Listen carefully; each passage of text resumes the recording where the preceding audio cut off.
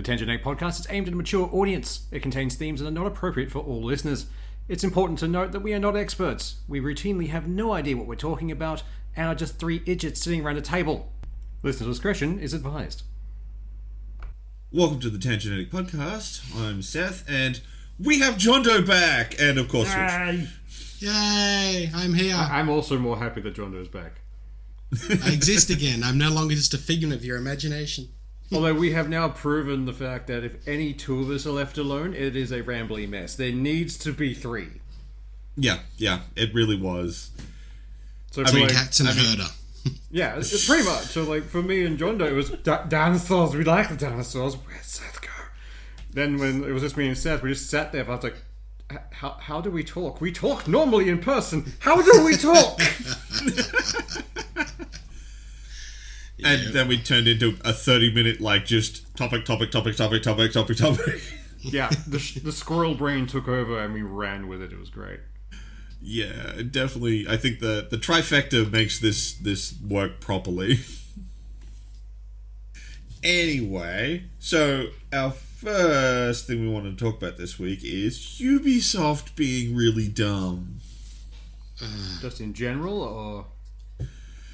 So, basically, they're turning off the online functionality to a number of their older games. Now, that in of itself, I personally can't get too angry at the man. Let's face it, no one's keeping servers running forever for everything. Eventually, you'll either hit a minimum number, which is not worth playing the game for, or no one's used it in fucking ages, and you go to shut down the servers. This has rendered one game completely useless because it was a VR online only game, and two other games have become non-functional. We don't understand how one of them has. I had a big dig around for it, but I couldn't find it, which was Assassin's Creed Liberation, a single-player game. Oh, that's back when it was the big push for DRM. Because that one was really tied in with it before they decided to not be as heavy-handed. That might be it. I couldn't find any articles stating why that was one of the targeted games. Well, I remember that because that one it's a selection of games from between 2009 and 2019. Yeah. So it's a 10-year bracket. 2019, like, a lot of shit's happened, but it's not actually that long ago. Yeah. No. Like, they're 3-year-old games they're turning off. So once you get to, I don't know, say 2027, why would anyone buy a fucking Ubisoft game? Pretty much. Like, we always knew it was headed this way when, like, Steam first popped up when we were still in uni. The whole thing of, like, games now have a time limit or an accessibility filter. Essentially, it's once you hit a certain time frame, now you can't play anymore. And there was kind of a hardware limit for that kind of stuff as well. Like, hell, trying to get the original Age of Empires to play on any new system is a fucking nightmare. Even with compatibility, scaling. Yep. But now there is a specific point of, no, we say when you don't get to use this anymore. It's not a hardware functionality. It's us saying, you know what, fuck it. You don't get this game anymore. Goodbye. So you're not buying games, you're leasing them. I mean, you've always been doing that, and Ubisoft isn't even the first person to do this. Yeah. I couldn't tell you who the first one was, but the earliest one I remember, because it happened to me, was EA. But they did it with a game called Darkspore. And no one played Darkspore. Everyone universally thought it was pretty trash, so when they took it away from people, no one really cared or made that much of a fuss. But they're taking online functionality and DLC away from big titles that are owned by Ubisoft. So now people are seeming to actually sit up and realize, oh wait, I don't own my stuff. Yeah. I just own keys to look at them, and that's it. And if the the company decides I don't get to look at that product anymore, well, my keys do nothing. The weird thing is, I want to see what if they do shut everything down and rip a bunch of stuff from 3 years ago. That might stifle a fair few things, because hell, when did Fallout New Vegas come out? That was near on. I would have to look that up. Something. Give me a second, I can find out for you. Yeah, have a look for that. But if we take the current time frames, it's a 10-year gap, and we're just going to cut out that information, and say something akin to Fallout New Vegas, which, whilst it was popular, died off for a fair while. The modding community still existed, but that's about it. 2010. Oh wow, so it was a while ago. So if they stuck to this as a thing of we're just cancelling out within 10 years, we wouldn't have creators like Mike Burnfire or other creators who have taken an old game and revamped it by bringing attention to it and bringing joy back into that space. I mean, the thing is, though, unlike New Vegas, because Bethesda is, since Morrowind, I want to say, has always put out a toolkit. Either the GEC for Fallout, or I can't remember what they called the one for... I'm guaranteeing that was because they fired their QR team and just wanted everyone else to QR their games for them. Probably, but they still put them out. That's the 2 years of release after a Bethesda game, isn't it? That's the alpha and beta. Yeah. Either way, they put out the kit for the fans to use, to make more stuff. Yeah. Whereas Ubisoft is shutting down content and shit for games they never gave out tools for. True. But still, I don't... Well, I like the fact people are now realizing that their shit has a time limit and they don't get to choose it. And it's not a predetermined one. But see, here's the thing. And look, I understand that at least at the time of this recording, we probably don't have the hugest fan base. But I would say to anyone who's listening to it now or in the future, assuming it's still around, please, for the love of Christ, and I would like to point out this is not sponsored, like no one's paying us to say this, buy more games from GOG. Yeah. Everything they have is DRM free and always comes with an offline installer. I have my entire GOG library backed up on my NAS. If GOG died tomorrow, I would lose none of my games. I would have those installers. Yeah, and they don't require me to log into GOG Galaxy, unlike Steam backups. I have those installers forever for as long as I don't lose them. Yeah. It's like having a CD. That is the closest I am aware of to being able to own games in the digital space these days. Pretty much. More people need to buy from GOG. They are look, GOG is still a company. They're not your friend. No big company is you're the product. Yeah, but they're still less of a dick. Yeah, they are. They've tried multiple ideas and ways to be more consumer friendly. They had an initiative for a little while where they would actually give you some cash back if the conversion of your currency to theirs was not favorable to you. But that didn't last. I will freely admit they have stopped that. But they also have the most generous return policy of you can play it for as long as you want and you can still return it. Yeah. And they're the only platform I'm aware of that does that. They just trusted their user base to not be pieces of shit. And they didn't also have to get beaten on the head with the legal stick. They didn't have to get beaten on the head with the legal stick, unlike certain other companies. No, they haven't. They've played ball with everyone. Steam was dumb, and they took on Australia's ACCC, and that was a bad time for them. Do not fuck with the ACCC. They will fuck everyone else for fun. Everybody else in the world, if you like Steam's return policy, you're welcome. We got you that. The angry Aussies in the background. GOG also had a feature, I don't know if they still do it or not, but some publishers, if you own the game on Steam, GOG could scan your Steam library and you get a free copy of it on GOG, which I thought was pretty freaking cool. I have not tried to do that. I have not tried to do that in a while, but yeah, that was 100%. They tried to help encourage you to switch over to their ecosystem by just going, have games that you've already bought for freezies. Yeah. I mean, it's a smart idea. You're not going to buy them again. So it's like, you know what? We can build good faith. Yeah. So we can build good faith and bring this person over to our thing more permanently. It was smart. Like, fucking well done to them. It's also the only... Like, GOG Galaxy actually is able to link into my Steam account and Ubisoft and all those accounts if you want to link them in and display all of your games in one place. You don't have to go from browser to browser to browser. You can just look in one program and see all the stuff you own. To be honest, I'm one of those people who hates launches. I legitimately hate launches in general. I don't care whose it is. If it's like Steam or anywhere else. Oh, we connect to everything. Like, fuck you.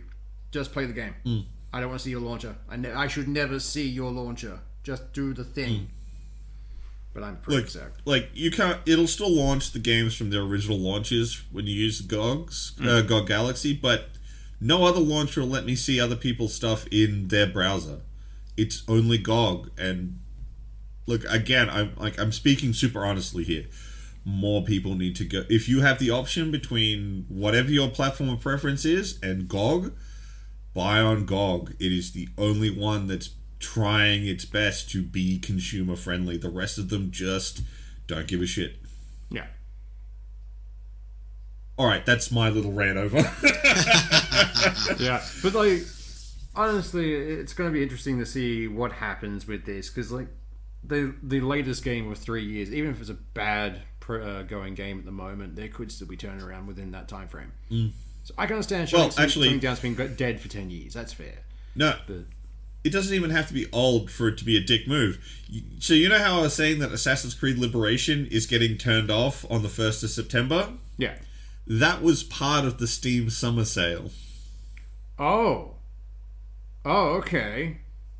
A bunch of people might have picked that up, and 2 months' time, you're not ever going to be able to download that again. Oh, that's a dick move, and Steam will not allow that to be returned. Well, it's already, like, you can't purchase it through Steam at all anymore. It's already been removed. It's delisted on... Yeah. It has a little note saying it's been removed at publisher request, and that it will no longer even be downloadable as of the 1st of September. Jesus Christ. That's... Dick move, Ubisoft. That's a hell of a dick move. That is a massive dick move. Like... Do they have comically evil... Like, people just sitting in a boardroom going, yes, how do we fuck with them today? Like, can I have that job? I'll happily, like, get paid squillions of money to fuck people over. I don't know. But it certainly feels like that. Yeah, I know we're the product of these fuckers. Like, they just want to sell shit to us and get as much money as they can. But fucking come on. It's a combined industry job that you could be working for EA, Blizzard, and now Ubisoft. It's a combined industry. Exactly. It's all the same guys sitting in the same boardroom. It's just like, right, you guys do this bullshittery. Bethesda, you can deal with the sexual abuse for now. The rest of us will do other stuff. But fuck We're Dickory Incorporated. Oh, God, if I ever start a company, I'm naming it Dickory Incorporated. But to me, it's just dumb. They could resolve a lot of this issue if they, like, the last update was an open server. Just leave a patch where you can make your own fucking server. You want to play it online? Make your own server. Find some friends. Play it online. Like, they didn't have to go down this route. Yeah.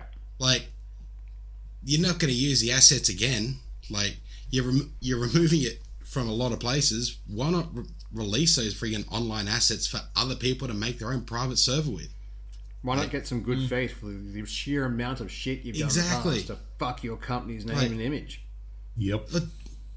Open the server for everyone to use. Release some tools for people to dick around with. Like, there's a reason Skyrim gets sold every year for the last fucking 10 years, because people mod the shit out of it. Like, why not give them the option just to fuck around with it? I don't understand why so many companies are afraid of... my brain just went completely dead on the actual word for it. Public domain. Why are they so afraid of something going public domain? Because it can actually inject life back into a dying product. Quite easily. And it's one of those things where people can then play with it, make it their own, and improve on it. And from there on, you are the original creator of this thing. Sure, you don't get any money from it, but you can still point and go, we made that, we helped. And it definitely does help. Or at the very least, it puts good faith out there that people go, oh, look, they did all this shit. And granted, it's not the original thing. It's now our own thing completely, but it's an homage to this thing over here. Oh, look, what is that thing doing now? Let's buy more of that thing. Like, it at least keeps your product in people's like thoughts for whatever they're doing next. It's like when Bungie gave the designer tools to the guys, Rooster Teeth, who made Red vs. Blue. They're like, fuck it, we're giving this to you early. Here's an easier way to make your stuff.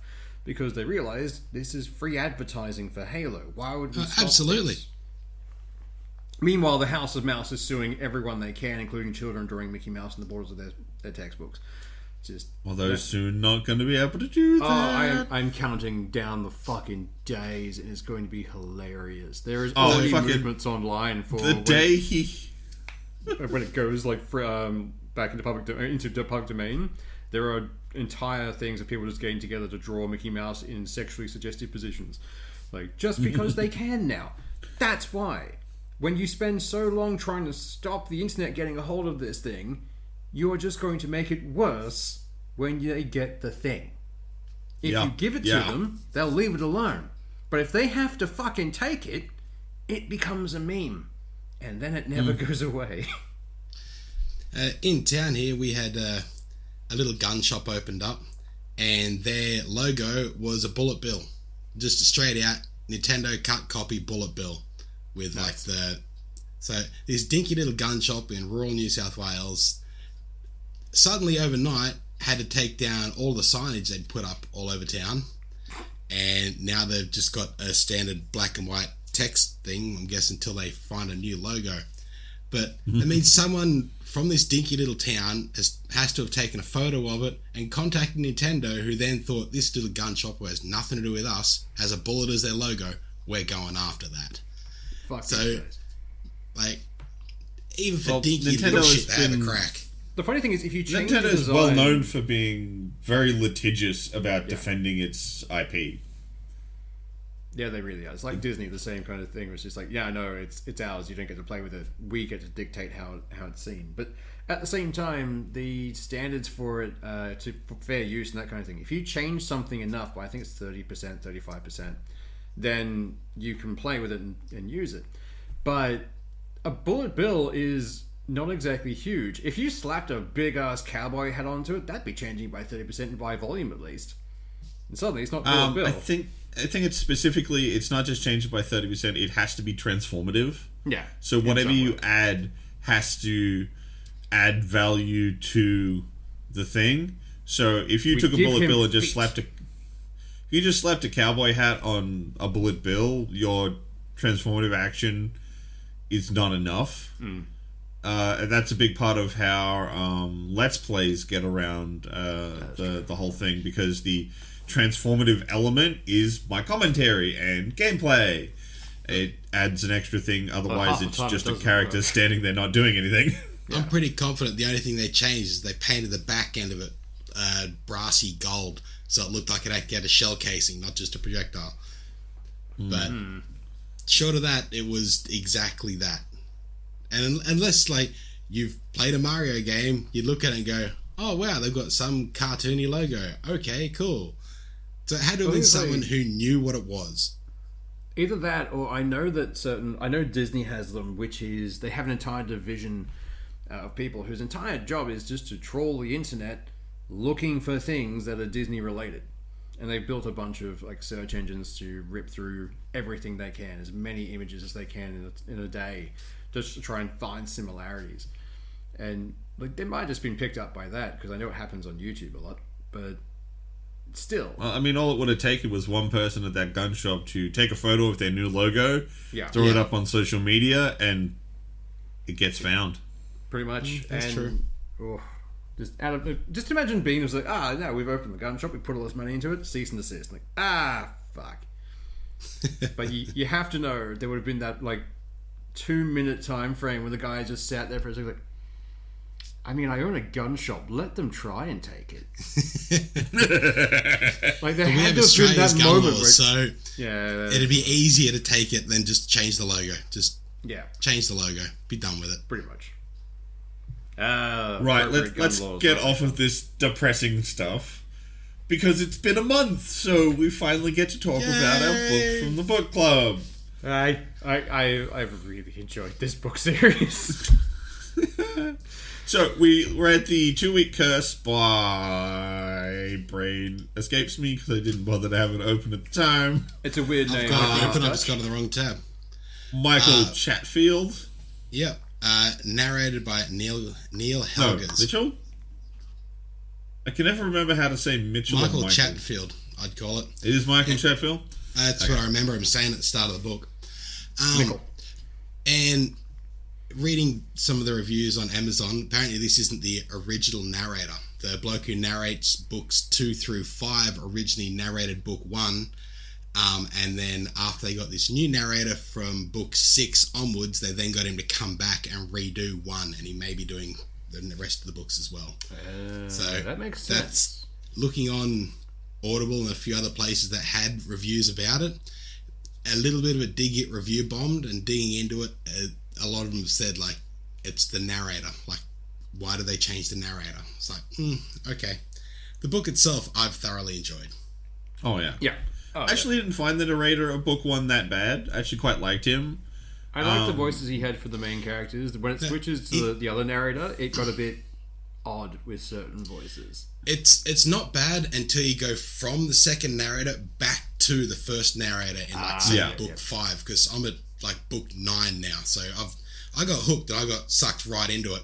That change going from this to the second bloke is like, oh, okay, then that's a little different. I'll keep listening. But then going from that second bloke back to the first bloke again, it's like, oh, that's a bit jarring. What character is this again? Oh shit, I have to learn all these people again.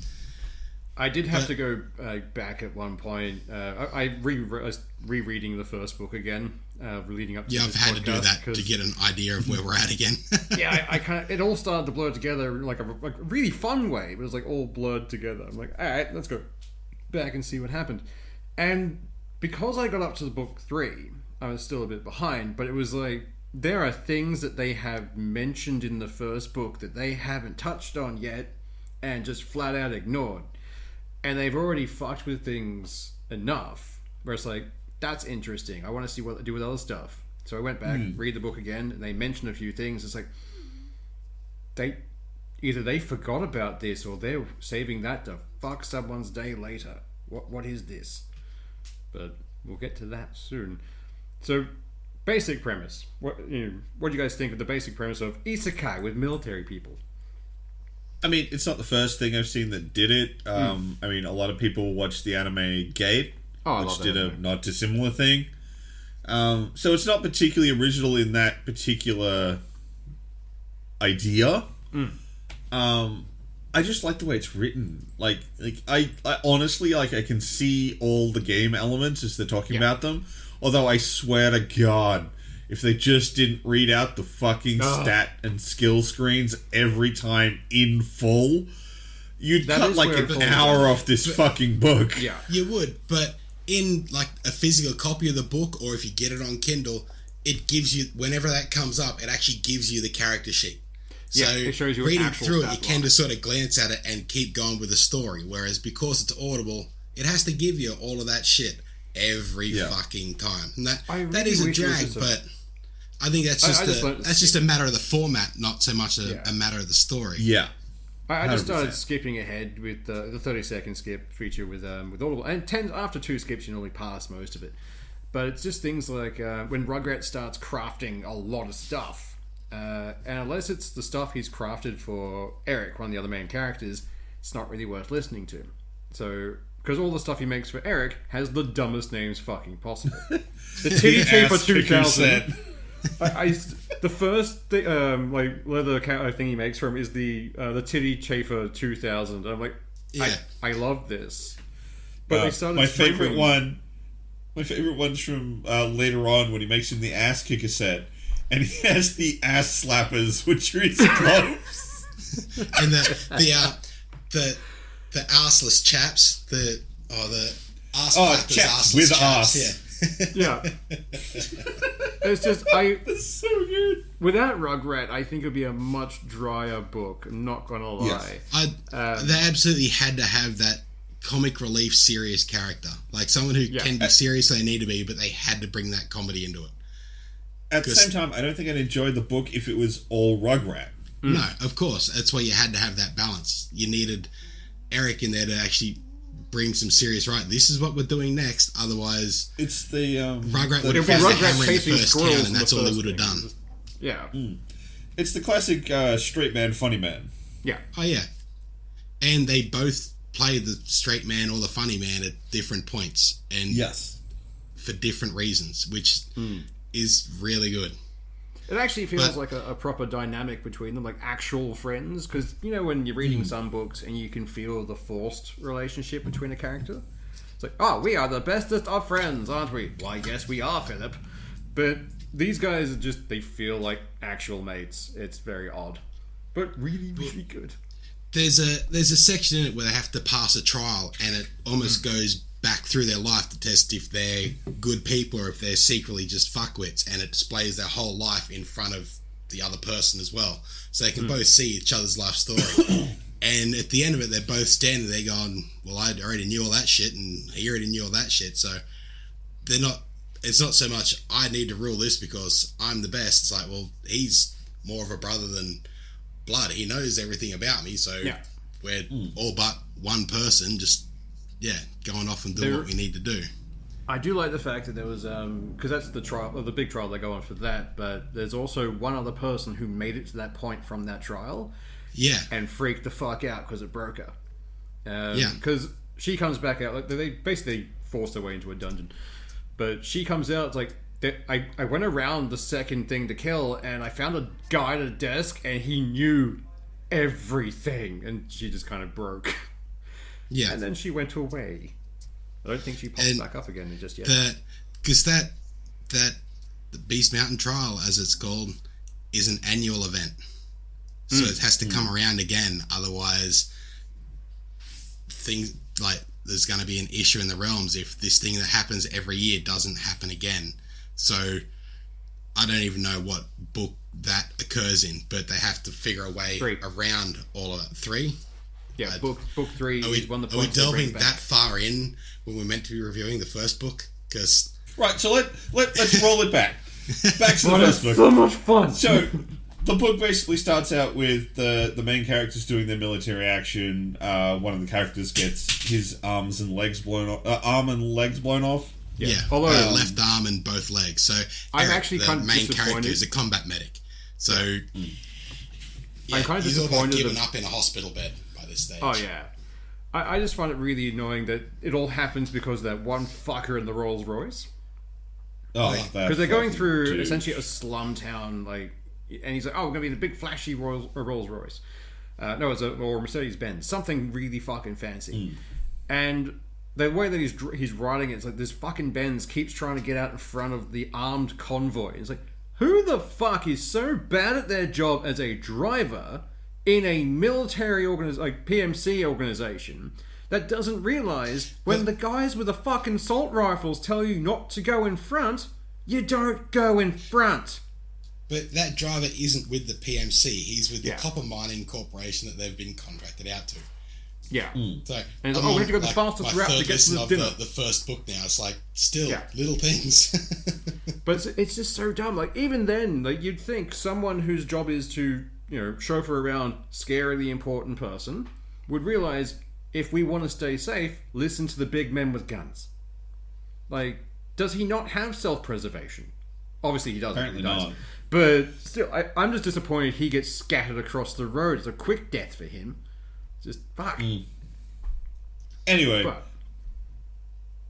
the main character, Eric, wakes up in a hospital having discovered he has now got the 2-week curse. He will be transported to an unknown place in less than 2 weeks because he's been out cold for a couple of the days. At which point Rugrat shows up, who's his military buddy. And he also has the 2-week curse, so they're both going to be transported at the same time. He also points out that once people have the 2-week curse, they basically get to do magic and all kinds of crazy shit, and pretty much pulls Eric out of his funk with the idea that, well, if you try hard enough, maybe you can regrow them damn limbs. Yeah. And then he does. Yeah, within like 3-4 days or something. But then... No, he's in a coma for 4 days, so that leaves them 10 days before they're whisked away to wherever the fuck it is. And I think he spends... 7 of those 10 days just trying to regrow his limbs. Yeah. And it's the last 3 days where he's actually mobile. And even for part of that, he's still got, as he calls, toddler limbs. So yeah, he has the Deadpool limbs for a while. It's amazing. Yeah. But like from there, it's when I do like the fact he cuts off ties with the family. Like, the shitty family comes in, it's like, no, you'll come back with us. He's like, you know what? No, fuck you. I have this 2-week curse. You can't take me away now. So basically, they know they know what the time Dan is. knows when things. He wants to. He's. I can see the excitement. From, like the last book, I just remembered something that. Anyway. Oh, we'll do it later. We're sticking to the first book for now. We are. So they know how they're going to transport. They know the kind of volume of space that gets transported with them. So the two guys basically pack up big cylinders of gear and stand in the middle of it, so that when they teleport with all their stuff. I just like the fact they had cool pull idea tabs for it as well. Like they have a quick release mechanism as well. So when they arrive, like pull, everything folds down and just decompresses, and they're just there with rifles. Like we will kill everything now. Yeah. But, it's actually pretty well thought out because, like, they said, well, we looked up and everyone who gets taken away leaves in I think it's a 2-meter diameter circle. So we've got that much space to be able to pack in, and it takes, like, if there's something above them, it's also burned out a section above them. So we know that's the volume that we can take. Let's just pack it full of shit. But even when they get there, like, because they take firearms and all that, the only firearms they get to keep are the ones that are strapped on their person. Everything else gets turned into iron ingots. Yeah. So, yeah. And a lot of the other gear they have, like anything electrical, is dead. So they don't have any GPS because there wouldn't be any satellites, so it's useless anyway. Actually, I think it's in book 3 where they actually find out why that happened. And it's great. Yeah. It's so interesting. They finally figure it out. Yeah. And they want to still work because they're primarily clockwork. When they first get there, it just says anomaly detected, and so all this shit gets changed. They're going, oh, what the fuck? And so they're actually left with all these resources and just what they're carrying. And it's like, holy fuck, it's actually pretty cool. They didn't just turn up fully OP into this sword and sorcery world with everything. They actually still need to limit what they can and can't do. Yeah. And then they started using their remaining resources effectively. Like cutting down a few big... Because they basically pop up in a monster spawning zone for that fucking floor. And I have to wonder if that's where everyone turns up at who comes from our realm. But that's not been questioned yet. Because it's just like, they popped up in a high-level area out of fucking nowhere. It's just like being thrown into the bottom of a dungeon. Like, done. Yeah, you're fine. And then they shoot their way out of this. Like, pretty quick. You know, guns are still good. I love the fact that it can't figure out the damage for the gun. Yeah. When they check the stats for the gun, it's like, damage unknown. It's like, oh, neat.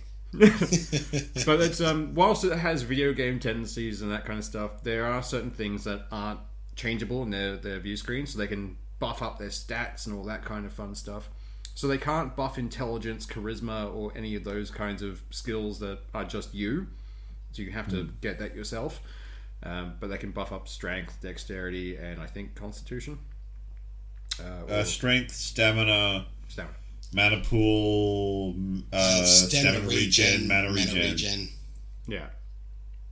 But I quite like their system, but them finding everything out as they go is pretty interesting, because like the whole like first half of the book is mostly just them fumbling about trying to figure out, like, what do we do, how does this work, how does leveling up work, what does leveling up do.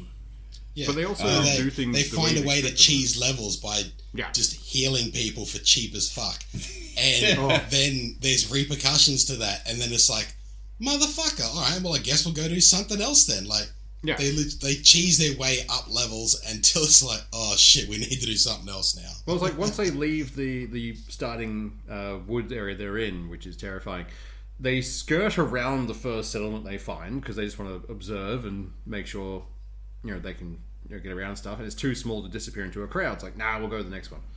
So they head off to the city, and it's like, we have to barter our way in. So they walk up to the guy there. It's like, we don't have any money, but we're hoping that these like selection of fruits and nuts will let us in. And he tries a nut, and the guy stops like, is this covered in salt? It's like, yeah. Like, you may enter. Just takes 3 packets of salted nuts. And as they're going, he's like, oh wait, salt's really fucking expensive in the old times, wasn't it? Shit!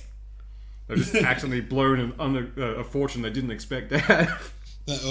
Or when they're on their way to that city, they come across bandits robbing a caravan of traders, and they're sort of sitting up the bushes.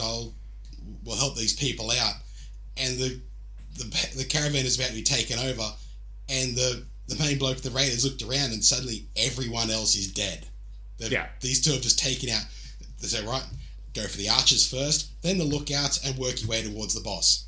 And that's literally what they do. They start at the edges and just start dropping blokes. They start and using proper the boss turns military around tactics. and goes, oh shit, and then 2 rounds to the chest and 1 to the head. These caravans have got to be standing on, what the fuck just happened? It's like, thank you. They mentioned that because like they just sneak away. It's like, yeah, we don't need to be there. We don't want anything, and off they fuck. And all they hear in the background is like someone just very terrified going, "Thank you, thank you for helping."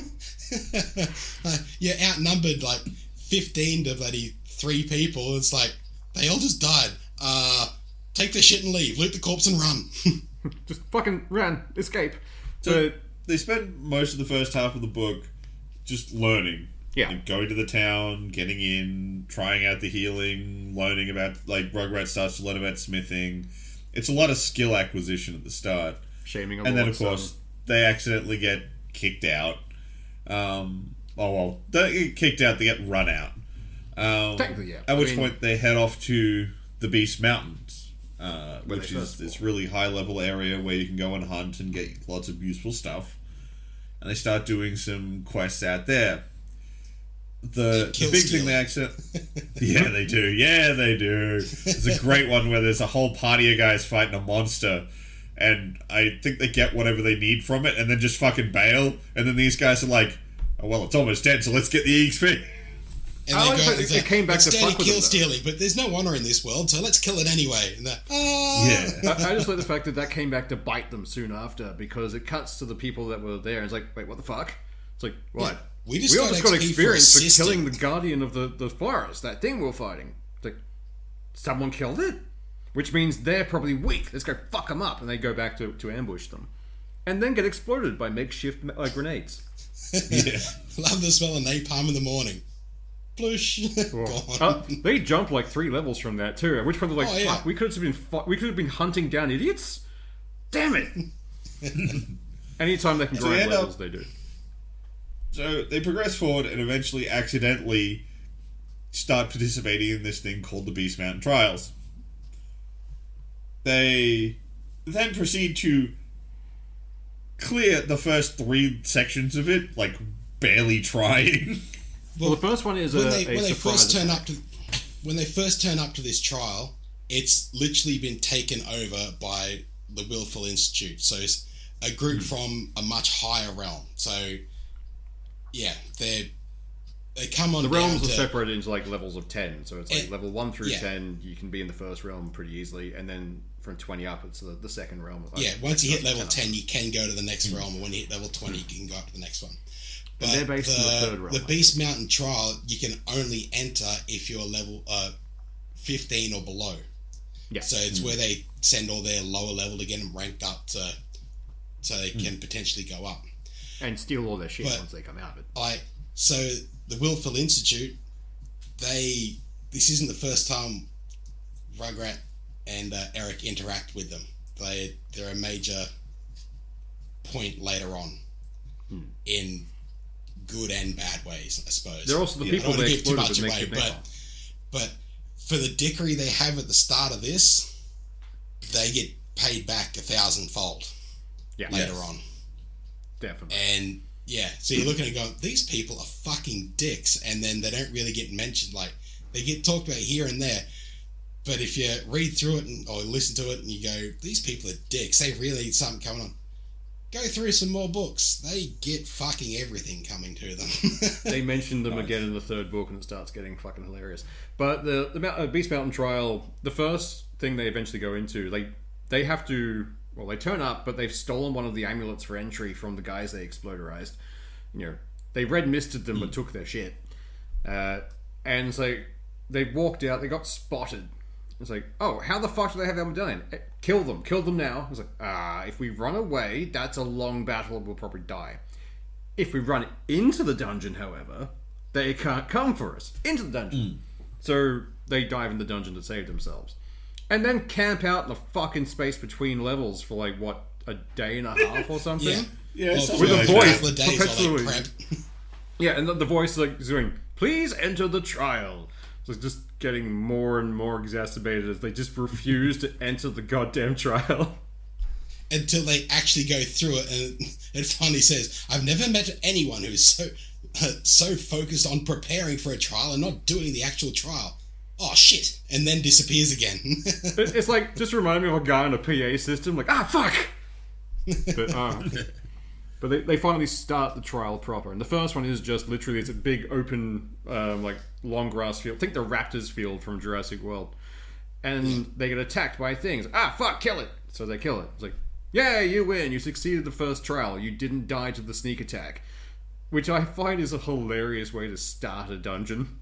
Yeah. It's like, you walk into a dungeon, kidney knife! And off he goes, like, fuck, he's gone! But on to the next thing, which is a sleeping dragon. And it's like, let's just sneak around that, because technically we don't have to fight it. They just said, get through the next door, right? And there's the next door. Sneak, sneak, sneak. Walk through the door. And apparently, everyone else before them has gone, aha, a dragon. We shall kill the dragon. It's sleeping. We can sneak attacking, do more damage. Yeah. And they actually go through, like, the strategy that every other group has used. And they've said, like, everyone knows the first floor is a sneak attack. The second floor is a giant monster. And the best way to get through it is to damage it and then kite it around the arena while you're trying to dodge and deal damage. And there's just various types of monster, all the way up to, I think the highest they've gotten is level 8. Yeah. And that's all they said the strategy was prior to that. And once they've snuck past this thing, the world sort of changes.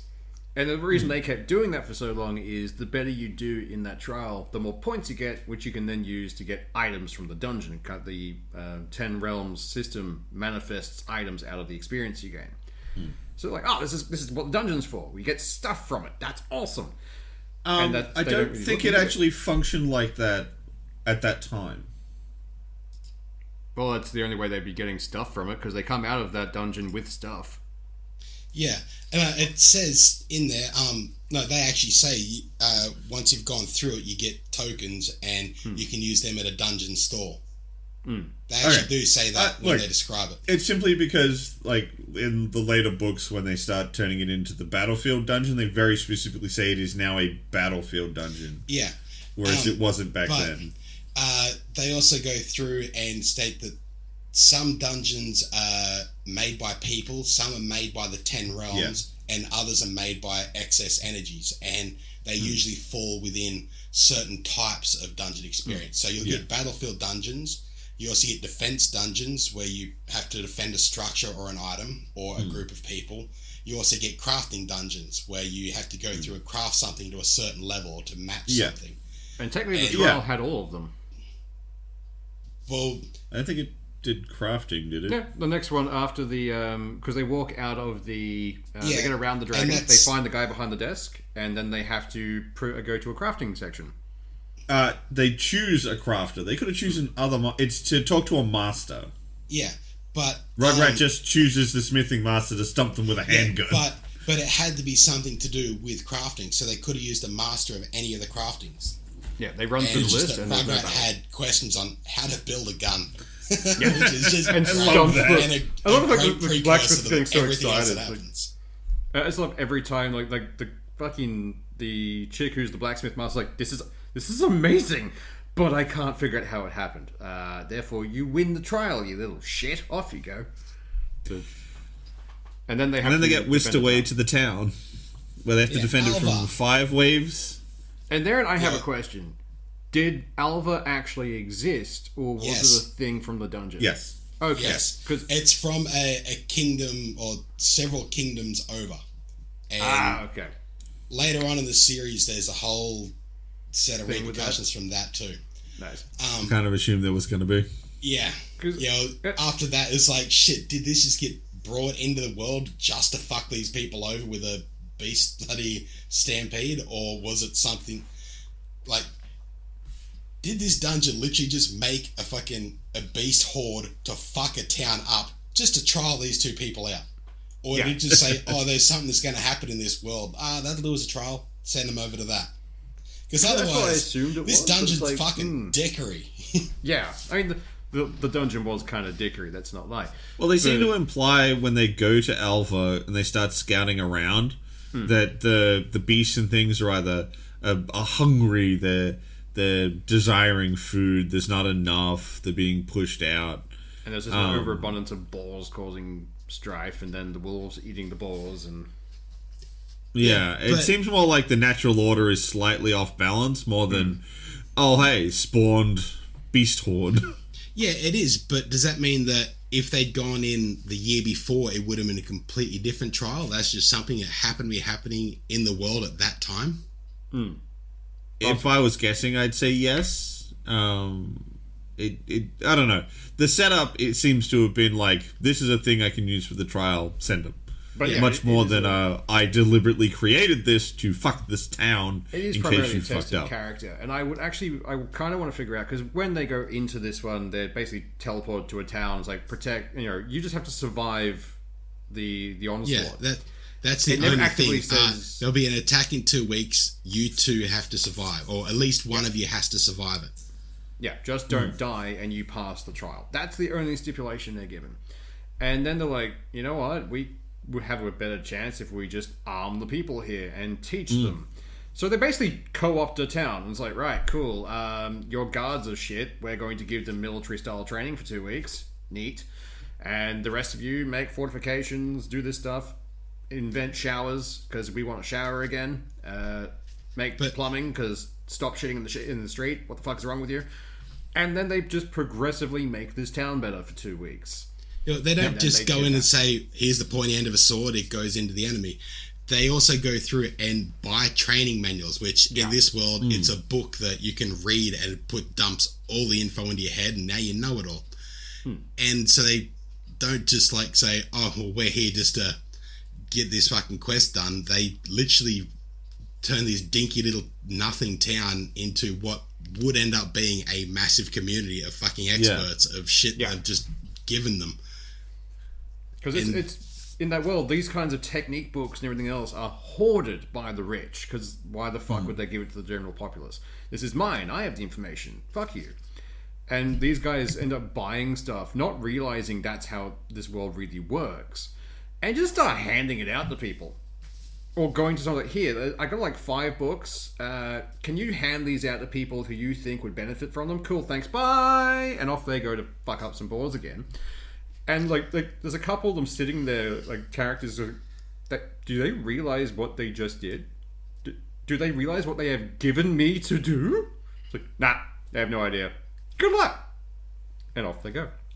So basically they spend the 2 weeks, it's like, I'm not gonna lie, like, even probably a little less so in this book, but definitely in later books, anytime they're actually in combat is like the most boring part of the book. Yeah. Them faffing around with crafting systems is so much fun. Yeah, I never thought project management and like resource management in a book would actually be entertaining of building up a town. Especially when your setup is military guys get transported to fantasy setting. It's like, oh, it's going to be military guys fucking up shit. It's going to be great. And now I'm like, stop fucking up shit and go back to growing plants. Yeah. It's really weird. The first half of the second book is just one guy fucking with alchemy and the other fucking with smithing. They're not even in the same side of the city as each other. They're just like, bye, and wander off. And eventually check in and say, oh, sorry, man, I got really engrossed with growing plants for a while. What have you been doing? I've been hitting shit with a hammer. I also got really engrossed. How you been? So it's like, what the fuck? Whenever they are in combat, it does turn very military. It's hit it, kill it quick, get to the next thing, kill it quick, get it. So they rip through combat like quick as possible just to get the job done and get out of combat. Whereas everything else, if they've got time to prep, they're fucking home alone. They prep every motherfucking thing. Well, the entire way through the first book, they also, I think, Eric opens in total 8 mana gates, and Rugrat opens up to 11. But the idea he actually started with more open. And they started with 3 open. Yeah. But it's one of those things where the mana gates are built into their bodies, like a separate circulatory system for mana. And the more gates you have open, the more power you can take in and absorb and use. And poor Eric only has 1. It's like the base of his head. And to get more open, you have to basically force the mana into them to crack them and then make them open. And God, the shit he ends up doing with that though. Because every time he goes through it, it condenses more mana into the system, and he starts getting better and better control. And then the spells get scarier. He becomes his own artillery strike at one point before the big battle. Yeah, he figures out he can launch solid mana out of his hands, and he goes, well, I'm now a grenade launcher. That works. Yeah, I just like the fact that happens in his room the first time, just blows the wall out. It's like, throws him against one wall and demolishes half a fucking building. Yeah. And it's just... So they do the 2 weeks of training, they train up the people, they train up themselves, and then they have the big battle, and shock horror, they win. Because, they couldn't lose in the first book. But they couldn't. But they don't get out of it scot-free. Like, they actually do lose some people. No, and they do lose people. It is a hell of a battle. Like, they do get pretty fucked up. Oh, and, like, there are bits in it that's like, oh, shit. Like, these characters we've just met over, like, a good third of the book. They're getting pretty fucked up here. Like... Yeah. Oh, yeah. Like, I like this character. They seem fun. Oh, no. And then gone. It's like Game of Thrones. So you like this character? Pray for them. It's less arbitrary than that. No. So they of course win, and the big prize is they get to control the dungeon. And it's like, well, that's interesting. Why has no one else ever done this? It seems this Beast Mountain trial's been going on for a while, but fuck it, we'll move on. And they decide that, we get to teleport to the dungeon, and we get this, something like a... It's a 10 100 foot by 10 foot square. It's 100 100 meter by 100 meter. It's a fair distance. It's a big one. So they basically get everybody in the town to take everything, move it into the square, and teleport the whole fucking town to the dungeon. Everything. All resources. They demolish a town to reconstruct it later. Yeah. And then teleport. It's so good. And then they have just a base in the middle of the mountains that has one way in, essentially, which is heavily fortified by the time they're finished with it. But it is just self-contained. So it's got its own light system from a giant crystal in the roof of it, temperature controlled, everything they'd want, created by a bunch of gnomes who hate... Basically, they went, you know what, people suck. Let's go build our own place in the mountains. Okay. And off they went and built And it turns out the whole Beast Mountain trial thing is because the guy who made the trial wanted, like, a good person to run the dungeon. Yeah. So they needed compassion. And the whole last trial was essentially, are you a good enough dude to actually look after people, or are you a selfish piece of shit? I do wonder Hence what why would happen. no one has passed the Beast Mountain trials before now. Yeah. It's all been these sects and other groups coming down and just using and abusing the dungeon for just experience. Yeah, not they've actually gone in there, giving a crap. see the big creature, and let's hit it with a pointy thing.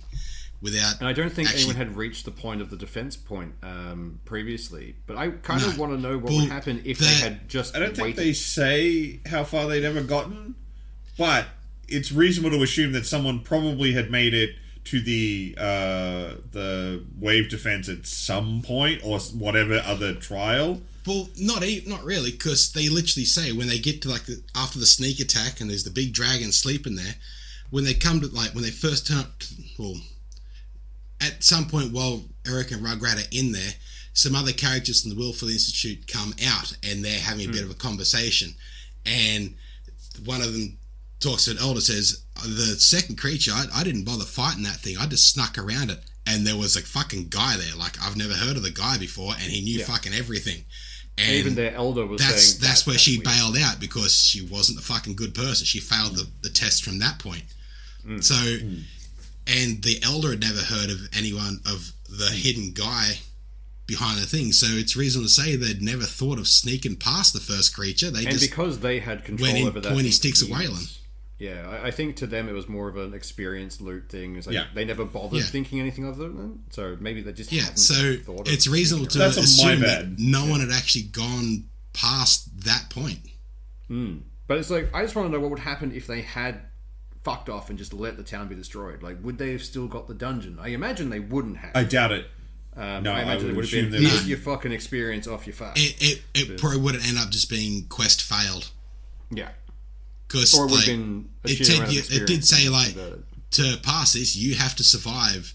And that is all it said, but that wasn't the whole thing. There was a whole fucking They terms might and have, conditions, I quote guess. unquote, they might have finished the Beast Mountain Trials quest, but they wouldn't have gotten the big reward of the dungeon. No, they probably would have got a few more tokens, and here's the next floor. That's probably all you would have got. Yeah. Pretty much. Like, it would just move So on. they take over the dungeon, where they get their new friend Egbert. Egbert. A skeleton made of nothing but storage compartments. Like, Every I love the bone way- is a storage compartment. Yeah, Absolute 'cause gold. They find out early on that there's storage rings, like rings of holding, essentially, for 1 meter by 1 meter square, and just you can summon things into it. You can anything you touch that will fit into it, you can put in there. You can also And- stash bodies. Hey, Yeah, as they find. But what they do is they find Egbert, who is just made of these things. Just every single bone is one of these like meter by meter squares, and he holds the collective knowledge of the gnomes who used to live there, and just to keep it safe. quite literally And- finger bones. Blip. Yeah. And it's like, this finger bone is full of smithing things. Here you go. But it's from there they take over the town, the dungeon, and start forming an actual town in there. And that's when they start making some radical changes to the Ten Realms. Primarily thinking, like, you know what? We have all this information with Egbert. We're going to start a university. If you pay the fee to get in, you can read this stuff and learn. We don't care. Just pay your dues. And that's something that's pretty unheard of in the first realm. Like, in the first I realm, love the bit where they, like, the people are freaking out because they're like, oh yeah, this 2-story house we're designing, oh, yeah, everyone gets one of these. Yeah. But that's a mansion. Not just, like, not just a everyone gets family. one. Like, Yeah. everyone. Yeah. And they start doing things, they just take things from our world and start applying it to the Ten Realms, which is great fun. But and Big from there, they problem move on to the though realm. is that the dungeon core of the whole thing, which provides the power for everything that has to work, is unstable, and they need another one to stabilize it. Which, of course, they can only get in the second realm. Yeah. So that's where they head, and that's pretty much where book 1 ends, with them stepping through the totem to the second realm. They tie up a few loose ends here and there. The first town they got run out of, they sort some shit out there. Oh yes, they sort And that they out. go That and heal some other people, and they tie off a few loose ends, and then it's like, well, next realm, let's give it a go. I do like Yeah. the fact That's that where we each step one into so the next far, book. there's like each book has one fuckwit, and it's always the same kind of character. The first book is when they're going into the big city for the first time and want to trade a monster core, and there's the son of the guy who runs this merchant guild. He's surrounded by women. It's like, oh, I'm so fancy. Everyone loves me, aren't I great? And they're like, can you just move out the fuck? We want to leave. And trying to get around him. And as they're leaving, they make some smart-ass remark. Then he takes offense to it. And they're like, you know what? Nah, fuck it. And off they go. They make him look like a child in front of everyone for shits and giggles. And he's like, oh, follow them, kill them. And then they ditch the tail of the high-level guards chasing after them with ease. At which point the head of the family's like, shit. They avoided your guards with ease at this low level. If you find them again, you're to apologize, because they will destroy everything. Please don't. But, and when they run out of town, it's literally, because they're offering healing at a cheap price. It's 2 coppers, which is No, minuscule. the next town they go I think- to make some cash, like, Eric goes off to heal anyone for 2 coppers. Yeah. Instead of the healing house will only take certain people for a fuckload of money, he walks into the markets and heals anyone for 2 coppers. And I'm pretty sure the thing you're talking about switches from the second book, because I'm pretty sure in the first book the only people who run them out are the healing house, because they try and poison that Eric. No, does it's have- the that- son that who is in the eventually first joins book. That's the first town they go to. where they're meant to walk on the marker. And then he runs them out of town. Well, they leave town because we're not going to deal with this bullshit. So they leave town and they go to the next town. They start healing. Because the second book is the fuckwit trying to get Lotus. I remember much more of it in the second book than the first. The second book is more focused on that one, where the first book, it was just this one event, and which then they come back to later on. But the second town they get to, Eric starts healing people till the local healing guild crack the shits, and they poison him, where he sort of snaps and instantly kills the bloke. I just like the fact that's the first time they mentioned the aura, because if someone's powerful enough, their emotions impact the aura and the local mana. So it's a physical force wave that pushes people down. Yeah, so basically it's the two combat veterans snap because they've just been attacked in public, murdered a guy in just cold blood. It's like, we have to leave now. And they leave. Yeah. And even then, someone tries to stop them leaving. He's like, oh, we'd like to help you. He's like, get the fuck out of the way or die. Like, okay! The level 10 guard captain's like, I'm sorry, I believe they refer to it as they've woken a sleeping dragon. Yeah. And even as they're leaving, Rugrat yells out, I'll remember this, and continues on. And the guy's like, I have to go talk to the Lord right now because that is terrifying. Goodbye. Yeah, he stands there, and because it gets described as the guard captain's point of view, so this man, stop, we want to help you. What's this cylinder you're pointing at me? It's like, and then it cuts back to Rugrat, move or die. Okay. I don't know what that thing was. I need to talk to someone who might, but if we anger them further, this town will not exist. Yeah. And then, of course, they come back, but they're surgical in their strike of, we know who fucked with us last time. We're going to unalive them and them only.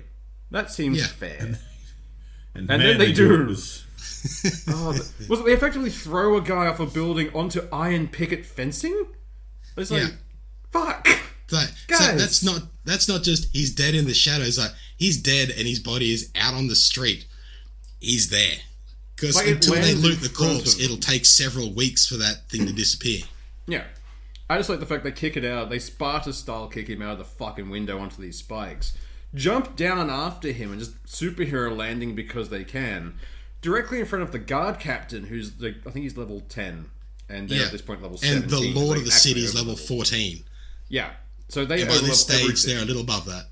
And they've got the guardian critter of the city, which is like a level 14 wolf thing that is bound to the family. And both of them just like, nah, we're good. Can you maybe heal the Lord's kids? Like, yeah, okay. And they do, and they only charge 2 coppers. Yeah. Which is sort of a running thing, like the legend of the healing house, and like 2 coppers, that's all it is. Yeah. Because everyone deserves healthcare. Yeah, and because they can they can gain levels by healing people. Why not just heal people?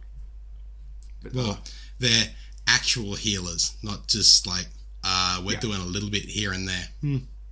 And just teaching other healers how to do basic first aid so they don't need to constantly rely on healing, and makes their healing more potent because they know how the body works. It's like, that simple stuff is great. Oh, he sits down with the people of Alva and gives them a talk on germs and washing their hands and everything.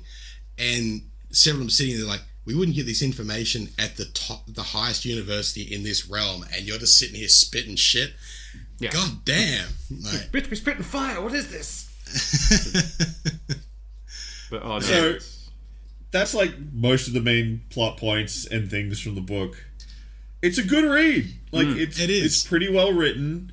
I had a really good time with it. I mean, I immediately bought the next one and then the next one, and I've nearly finished book 3, and I've already bought book 4. Same. I'm on book 9. Me and Swish are a bit behind, but Jono, you fucking devoured. There is so much more shit that I want to talk about. Oh, god damn. Like, I would enjoy that. As epic as it gets in the first one, it massively ramps up. We may have to do a second episode at some point, which is just going through the series entirely, because we're going to have some fun. I know we're only doing this book for this month. We're doing another book for next month. But I'm already invested in this. I'm going to continue listening to this series as well as the next one. and I'm waiting for the latest book to be released as a friggin' audiobook. Because, yeah, goddamn. All I want is magical railgun. I can see it happening one day. It'll fucking turn up. Or a magical RPG. One of the things. So I can definitely see that, like, once me and Swish have caught up to John Doe, and we'll probably flag an episode as like, all right, we're going to talk about the whole series now. Yeah. But we do you guys realize we basically just spent 40 minutes doing that? We're out past an hour already. And we thought we wouldn't have a lot to talk about. So we need to do to tell people what we're going to read next. Oh yeah. And I get the job of trying to follow up that tour de force. Damn it, Swish! Why would you do this to me? Because I'm a horrible person.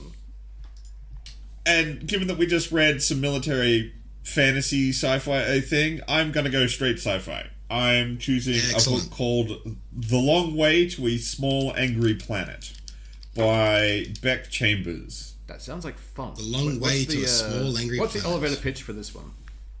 So basically, it's kind of like the technical genre it's in is called a space opera.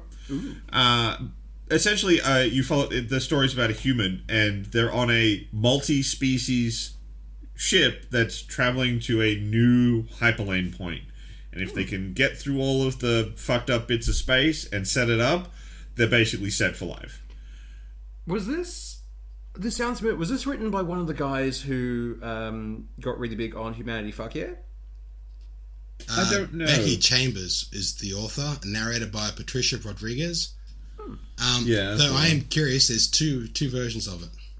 There's a book track edition. I don't know what that means. I'm going to assume that's the one that's... The book track, I think, if it's with Amazon, are usually the ones that are designed to... you play them and it highlights in the Kindle, so you can read along. Yeah, alright, so go the standard. Yeah, I'm going to go standard. Yeah. But it does sound like fun. I like space opera stuff.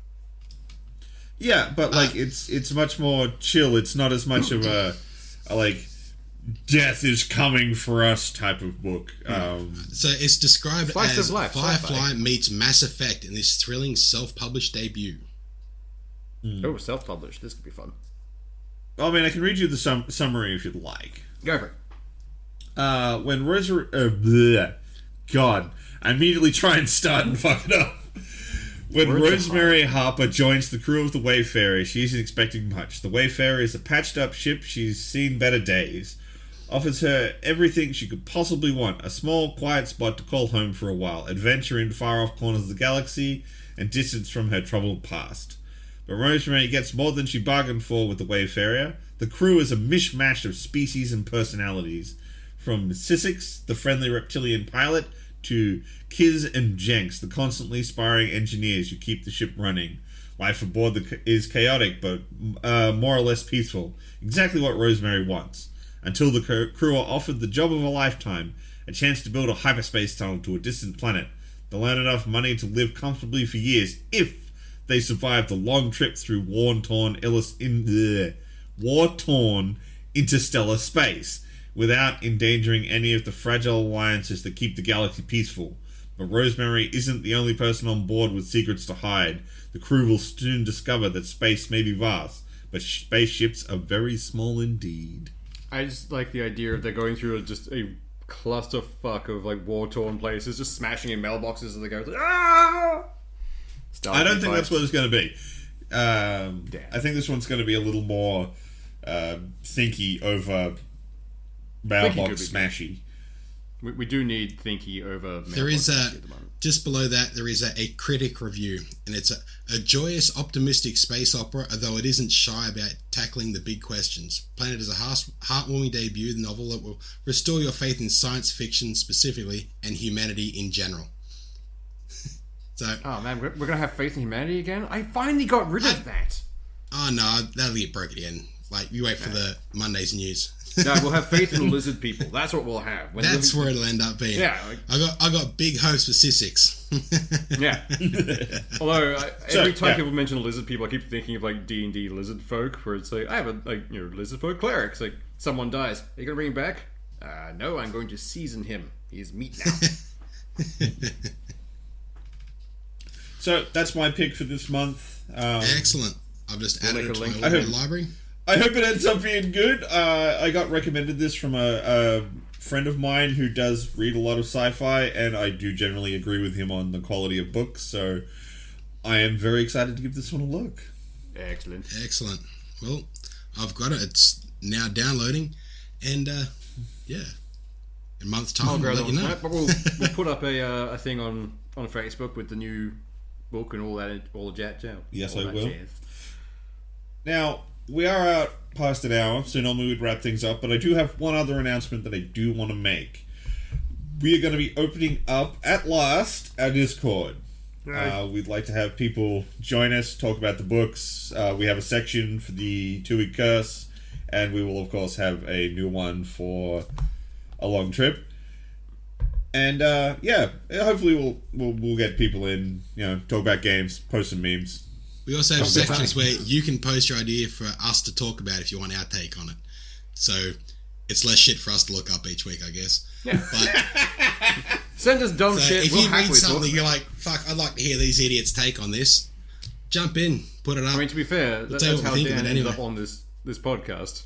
You kept sending us shit to talk about. I kept telling him shit to talk about. And then we just kidnapped you. Like, you had no choice. It's like, you're ours now. Fine, you want us to talk about it? You fucking talk about it. So, who knows what the future will hold. But yeah, jump on in, put an idea up, say g'day. Who knows? Okay, guys. I think that's us for this week. Have a good one. Yeah. Bye. See ya.